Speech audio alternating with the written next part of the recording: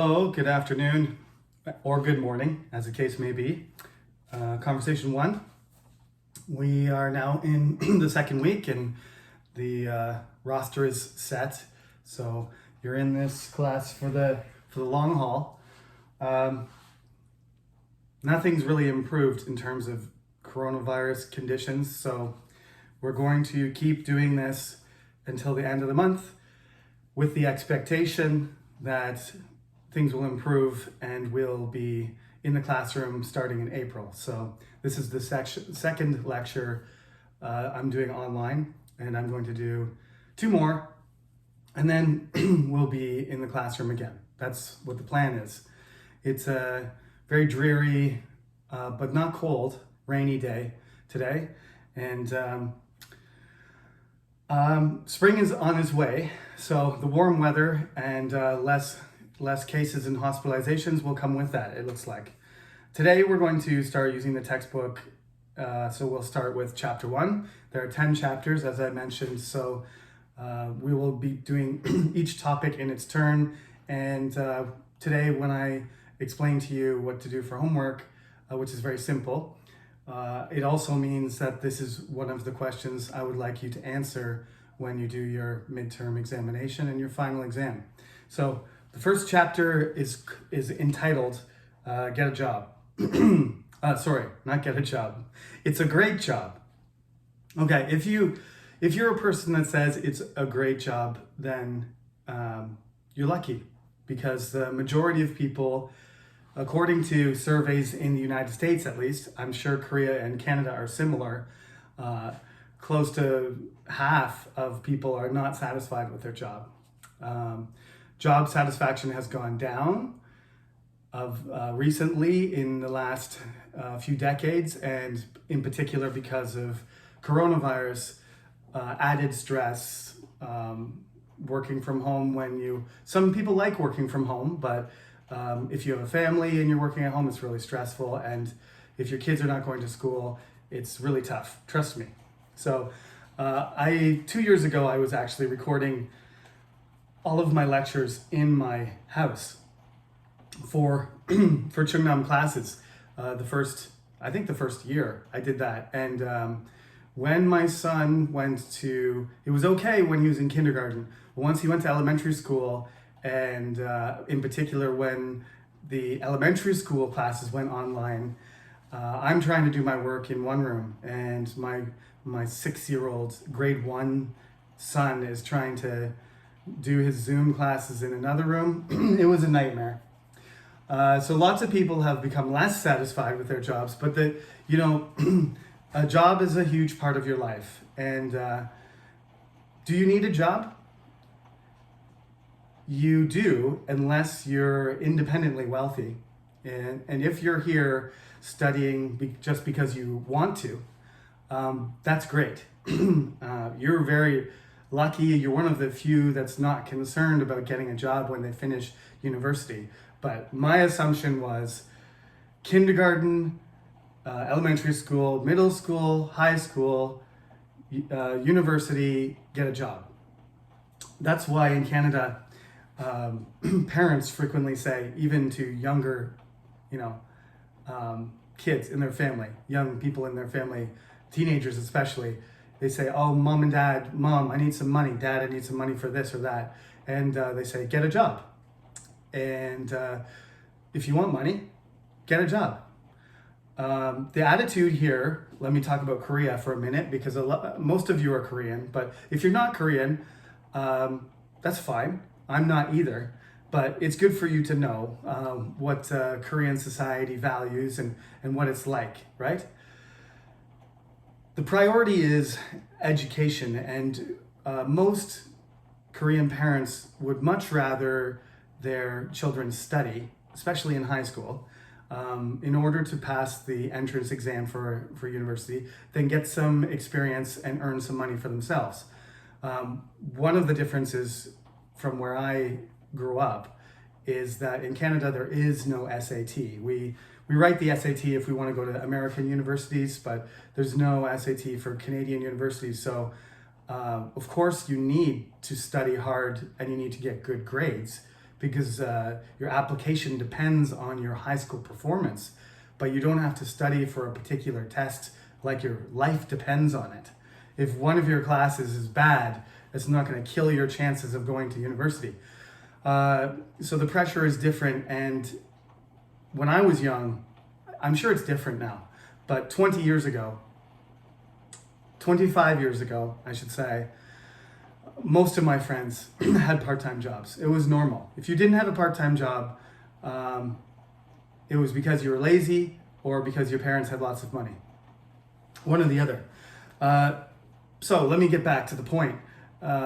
Jobs are essential for almost all of us. Only a small portion of the population can just afford to not work. And in fact, since I teach American and British culture, literature, and history, let me explain that when you call an English person a gentleman, originally that's what gentleman meant. Gentleman meant, if you were a gentleman, it meant you did not work. You did not have a job. You owned land, and your fingers were soft. You didn't have a hard life. You had a soft life, a gentle life. Those were the people who went to university.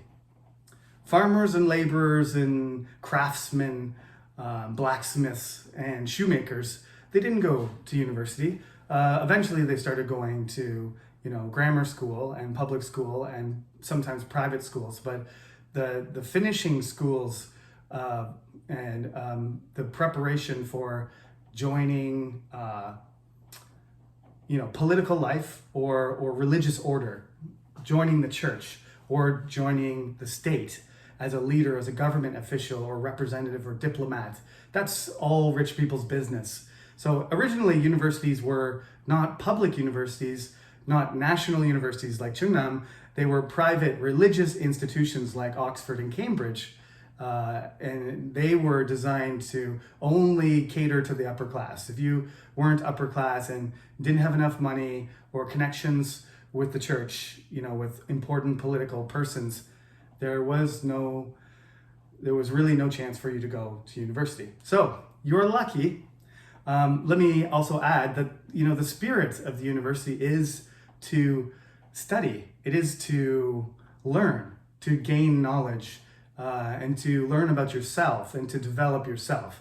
It's not, we do call them colleges, but in Canada, a college prepares you to go work. It prepares you for skills. It's a technical school, but Chungnam's not a technical school. There's no job called English, literature, and language worker. That's not a job. Professor is a job, English teacher is a job, to be sure. Journalist is a job, but if you take mechanical engineer, there's a job, a mechanical engineer, right? If you become a car mechanic and you go to school and you get a mechanic's license, you become a car mechanic. If you get a degree in English, that is not a license for a job. It's an education that opens the doors for you to get what job you want. So the trick is, as my professor told me years and years ago, 20 years ago, the trick is, I think the original quote is from a speech, I believe she said if I'm not mistaken, she said from Stanford, the same university that Steve Jobs did his famous commencement speech, the Steve Jobs one where he says, stay hungry. If you don't, lots of young people are familiar with Steve Jobs, but as the years pass, you may not have heard as much about him. But I think in 2006, he passed away a few years ago now. But Steve Jobs was, of course, the owner, founder, CEO of Apple, which everybody knows because of the phones and the computers and so on, the iPads.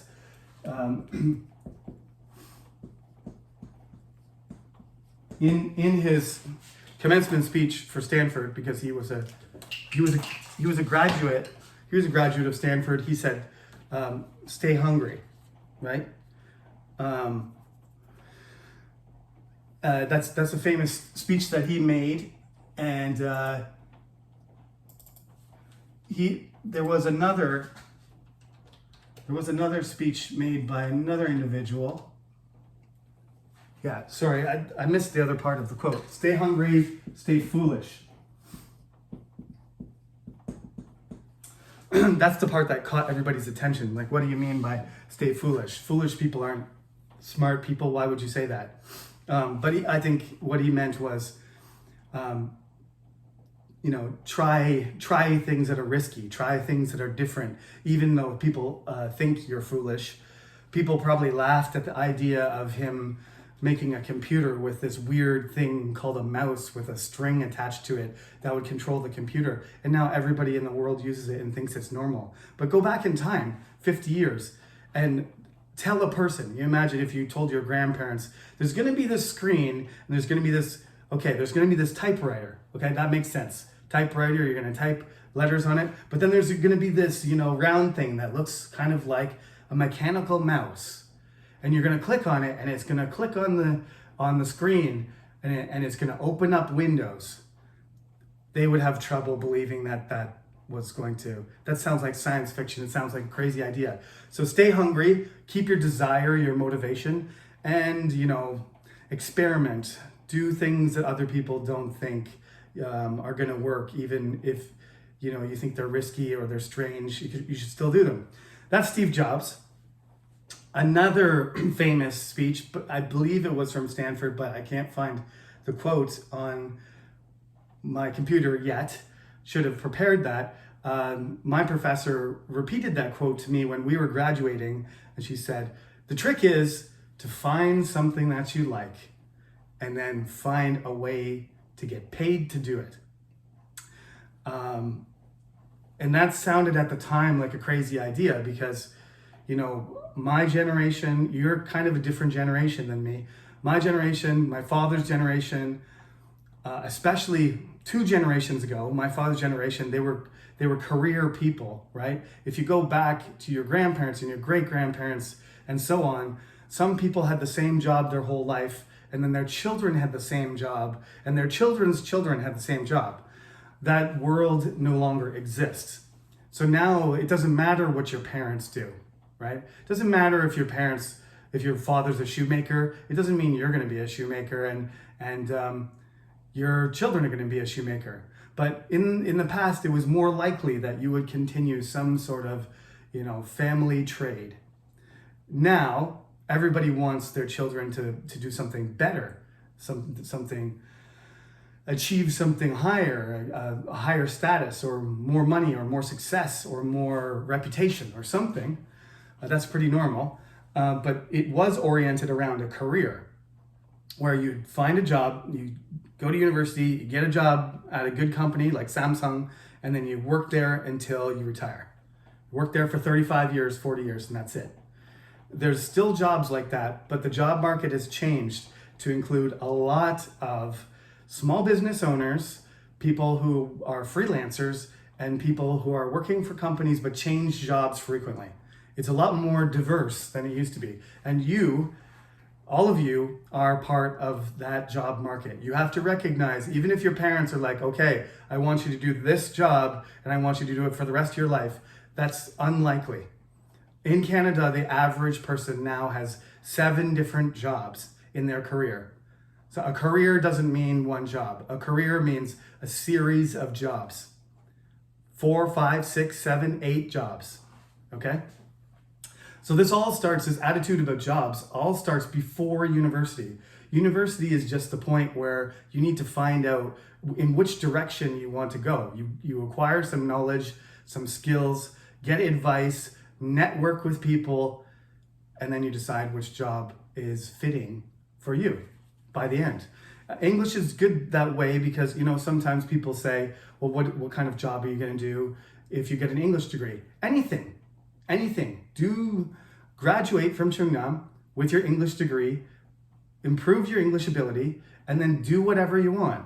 Work for the government, work for a private company, work as a translator, work in a journal, work in a newspaper, or in the media, work for a video game company. it doesn't matter. You have language skills, and if you need to add, you need to get some licenses or study more, or get some experience, then do that. It's don't be afraid of English having narrow possibilities, because it's a diverse job market where your ability to find the job is more important than, believe it or not, than the university degree that you have. As long as you come out of university with a piece of paper that shows that you have studied hard and you have ability and you demonstrate that ability, you can find a job. Okay, so there's my pep talk for now. But I think just getting the idea of what working really requires when you're young is good. My first job was delivering newspapers, and I was in grade 6. I was in first grade middle school. And I delivered newspapers for a few years, and then I got a summer job. So during summer vacation, I worked on a farm. And I worked on that farm every summer until I was 18 years old, 5 years. I learned a lot of things. I made money. I opened a bank account. I had a check card. I had my own money. I bought a stereo. I bought a bicycle. I saved money. I spent money. I managed the farm when my boss was on vacation. Had responsibilities. I drove tractors and trucks. I did hard work, all day in the sun. And that taught me how to be, I did that work and I got paid for it. So I understand the value of hard work, and I understand where money comes from. And so I have a lot, I still ran out of money when I was in university anyway, but I learned how to work for myself. I learned how to be independent, to take care of myself, and to be a good employee, and to talk to my boss about things, concerns about my job. So these are all things that you, when you talk to me, when you write, this is your assignment for next week, half a page, one paragraph, write me about a job. You can write, there's various choices here. I just want you to write about a job. So it can be the job that you think you want. It can be a dream job, which you probably won't do. Okay, like my dream job probably would have been to be a professional soccer player. That's not going to happen. It never was going to happen, I don't think. I was a pretty good soccer player, but as you know, you can't be pretty good and be a professional. You have to be the best. So at one point in high school, I had this dream I was going to, but I never really 100% believed in myself. And maybe that's one reason I didn't do it. But I could still say that's my dream job if I want.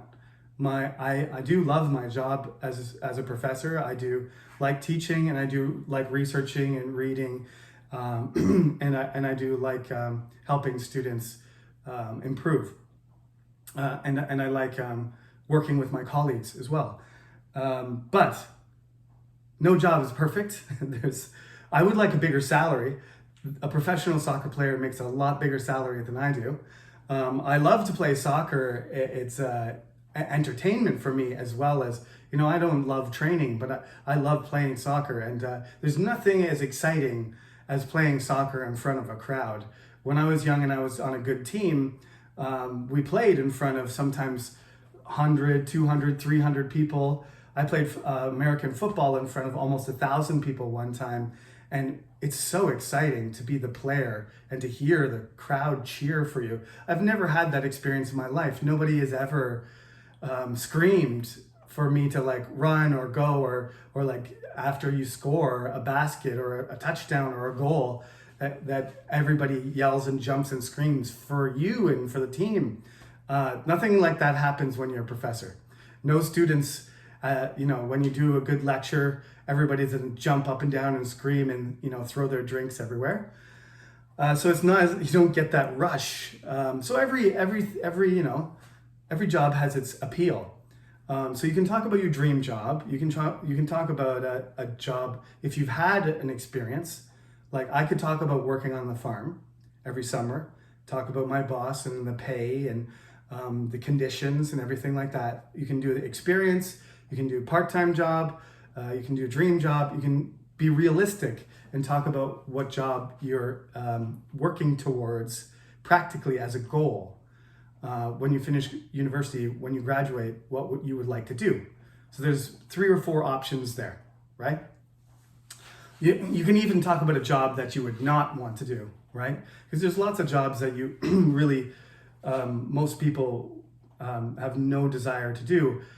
In light of what is happening in Russia and Ukraine, at the moment, a soldier's job sometimes is less dangerous when there's no war. But suddenly, if you're a soldier and there's a war, it's one of the most dangerous jobs you can have. So, you know, a lot of people, that would be one of the things they would never want to do. They'd never want to serve in an active role in the military. There's lots of people in the military who are not frontline soldiers. They do different kinds of work, administrative work, and there's people who use computers, and there's communications and logistics. But I mean, if you were a soldier who was a gunner or a tanker or even a pilot, you would have to be a certain type of person. Very dangerous job. So if there's a job that you think that you respect, or that you appreciate, or that you wouldn't want to do, you can describe that too. But I do want you to choose one job and describe it in detail. So how should you describe it? Well, usually I like to do the grammar point earlier, but I forgot. But the grammar point is very simple in this chapter. It's just use the simple present. When you're describing jobs, there's a lot of things that are repeated. You have responsibilities. Every job has a routine. Mine varies from semester to semester, but essentially it's the same kind of thing. Every week I have a certain number of lectures, as a certain amount of time. I have a schedule, right? So every Monday, Jeremy teaches Conversation 1. Every Sunday, Jeremy records his online lecture for Conversation 1. That's present simple. It's a repeated action. This semester, Professor Sullivan records his lectures. That's a general statement. If you're talking about now, you say, Professor Sullivan is recording his Conversation 1 lecture. So when you're talking about general conditions and you're talking about repeated actions and you're talking about criteria for jobs, then you can use the simple present. So if you look at page 4, you're going to see at the top it says job descriptions. Now, when you see a job description and they want you to work, they usually only give you a basic, advertisement. Every job wants to advertise positively. They want to make the job look attractive. They're not going to say, this is a low-paying job, it's super dangerous, all of our workers are unhappy, it's long hours, and lots of people quit. Nobody's gonna apply for that job. So without exception, the advertisements are usually exaggerated, or they leave out details that are negative. So it's your job when you look for a job description and say, oh wow, this job looks perfect. Be honest, be skeptical, find out the truth. It's probably not as perfect as they say. It's probably too good to be true. So when you see that job description, it's your responsibility to find out. Ask questions to the interviewers, ask questions to the secretary and human resources, find out from other people who are working there what it's really like to work there. And they'll tell you, this not is a very good job. I don't recommend working here. Or it's like, yeah, you should apply. It's actually, this job is quite satisfying. So you've got all kinds of criteria listed here. Dangerous, in other words, how safe is it? The pay, is it boring or interesting? Is it demanding, right? How much does it require of your effort? The opposite of well-paying, a low-paying job, is it different? Is it unique? Is that something that you care about? Is it rewarding, right? And then there's other kind of, daily life things that might be important to you. Do you have to drive to work? Is it close to where you live? What's the cost of living? If you're gonna live somewhere and in your pay doesn't provide you with enough money for your rent and for your food and transportation and your maintenance fees, then that's not a good job, right? One of the things that was attractive, to be honest, about Korea at the time, it's changed, but when I came to Korea, the salary was not as good as Singapore or Hong Kong or Tokyo, which I was considering going to. But at the time, the cost of living in Korea was lower, and now it's gone up and up and up. So now it's basically the same. But since I decided not to go to Seoul and I came to Daejeon, it was even better because the cost of living in Daejeon was definitely well below Tokyo, where my brother was living, Yokohama, and Singapore and Hong Kong. So I was like, okay, I'm making a little bit less money, but the cost of me, what I have to pay from day to day, week to week, month to month is lower. So I was able to save money quite quickly and pay back my student loans, which I came to Korea with. I had to pay the bank when I came to Korea. I didn't have any money. I actually had to save money and send it back to Canada until I paid the bank back, which I did. So I made the right choice. So think about these things. What about the commute? What about the schedule? Is it do you have to work night shifts or day shifts, or do you have to work long hours or short hours? What's the environment like? Are you working in an office? Are you working in a factory? Are you working outside? Are you working with children? Are you working with adults? Are you working with old people? Men, women, foreigners, international? Is it public company, private company? There's all these many, many things to consider. And so you should consider them. I know you're a freshman, most of you, so you don't have to look for jobs yet. I'm not saying that. But when it comes time, you do need to break it down and look at things carefully, because you're probably not going to have your perfect job. You're not going to have your ideal job. So you're just going to have to choose which things are most important and try and get something that's the best match for you. For your, if I show you the board, does it suit you? Does this job match you?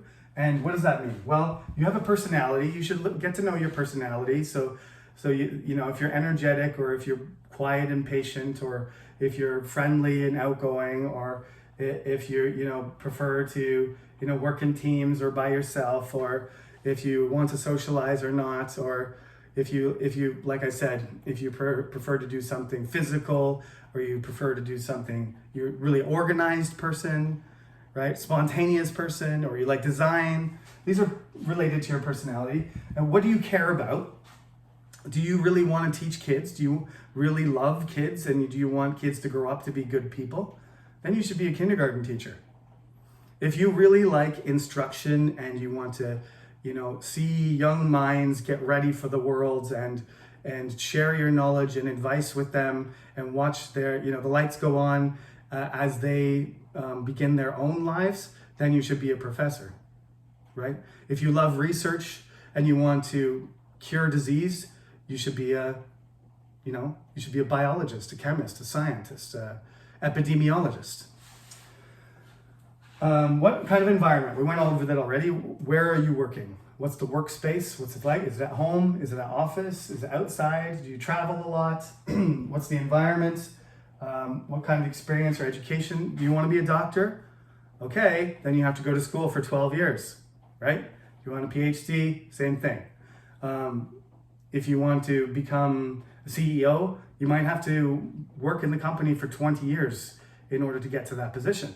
So how much work or education does it require to get to that position that you're looking for? And of course, you got to think about, is this something that I need to do now? I need money now, so I got to get a job. Or am I doing this for saving up for the future? Am I doing this because I want to do it for the rest of my life? Or am I doing this to get experience so I can get another job? These are all things that you need to think about, okay? There's a bunch of sort of general questions here. I added my own, which I'll stand aside so you can just pause and write down the questions if you want. But, choose your way. Like I said, choose your way of talking about a job, which way you want to talk about it. Choose it yourself, write half a page, and then you got to give reasons. Make sure you explain to me why, right? Give me the information, do the description, and then make sure you give your reasons and explain why these things are important, why you want to do these things, what are you getting out of it, or what do you want to accomplish? Okay, what are the goals? Make sure you explain that. Don't just describe what the conditions of the job are like. I don't want a list here. I want a paragraph where you explain. Okay. And that's pretty much it. That's pretty much it for this lecture. So as I said, we're going to continue like this for a couple more weeks until things get a little bit better. So if you have any questions, send me an email. Make sure you watch this lecture and make sure it's complete. And please hand in your next half-page paragraph by next Sunday night. Okay? Have a good week.